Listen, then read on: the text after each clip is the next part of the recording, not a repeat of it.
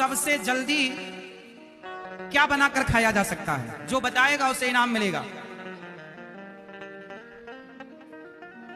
सबसे जल्दी क्या बना के खाया जा सकता है?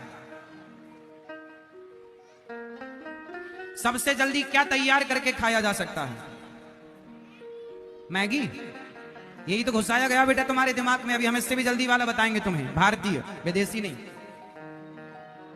सबसे जल्दी तैयार होके आप मतलब खा सकते हैं, पेट भर सकते हैं और हेल्दी, मस्त, उससे हेल्दी कुछ नहीं।